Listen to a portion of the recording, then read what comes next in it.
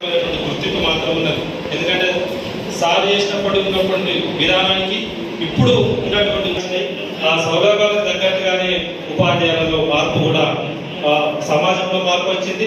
సమాజంలో భాగమైనటువంటి ఉపాధ్యాయులలో కూడా ఆ మార్పు వచ్చింది. కాబట్టి ఇవాళ నూతనంగా 16,000 మంది ఉపాధ్యాయులు కొత్తగా డిఎస్సి ద్వారా రిక్రూట్ అయ్యారు 2024లో. కానీ ఇక్కడ మన ముందు చూస్తే ఆ డిఎస్సికి సంబంధించిన వాళ్ళు మాత్రం ఇక్కడ నాకు తెలిసి ఎవరు ఉన్నట్టు కూడా లేరు. అంటే అదే మార్పు జరిగింది. ఈ మార్పు అప్పుడు ఏ భావజాలంతో అయితే ఈ సంఘంలోకి వచ్చిందో ఆ భావజాలం కలిగిన వ్యక్తులు ఇవాళ మన ఫెడరేషన్లోకి రాకపోవడానికి కారణం విద్యార్థి ఉద్యమాలు లేకపోవడం కూడా ఒక కారణమై ఉంటుంది.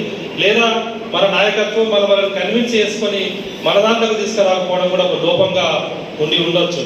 కానీ ఇప్పటికైనా మరి జిల్లా నాయకత్వం కానీ మండల నాయకత్వం నూతనంగా వచ్చేటువంటి వాళ్ళను మనం ఇంత నిజాయితీగా పనిచేస్తాము అంటే చేసే పనిని కూడా చెప్పుకోలేకపోవడం కూడా ఒక లోపంగా ఉండి ఉండవచ్చు. కాబట్టి ఆ గ్యాప్ను ఫుల్ఫిల్ చేసుకోవడానికి మరి నాయకత్వాలు కృషి చేయాలని కోరుకుంటూ, ఇక ఫెడరేషన్గా ఈ ఉద్యమాలకు సంబంధించి ఒక కార్యక్రమం తీసుకున్నాం. తదనంతరంగా ఇవాళ విద్యా పరిరక్షణ కమిటీ ద్వారా కూడా ఇలా పాఠశాలల్లో మౌలిక వసతులు కల్పించాలన్నటువంటి ఉద్దేశం కొద్ది ఇలా టీపీటీ భాగస్వామ్య సంఘంగా విద్యా పరిరక్షణ కమిటీలో పనిచేస్తుంది.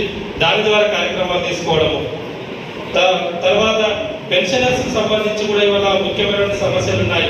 ఎందుకంటే రిటైర్మెంట్ అవుతున్నారు, రిటైర్మెంట్ బెనిఫిట్స్ రావడం లేదు. కాబట్టి పెన్షనర్స్ జేఏసీతో కూడా మనం కోఆర్డినేట్ చేసుకొని వాళ్ళు చేసినటువంటి ఉద్యమ కార్యక్రమంలో మనము భాగస్వామ్యంగా ఉండి ఆ కార్యక్రమాన్ని ఆ ధర్నా కార్యక్రమంలో మనం పాల్గొనడం జరిగింది.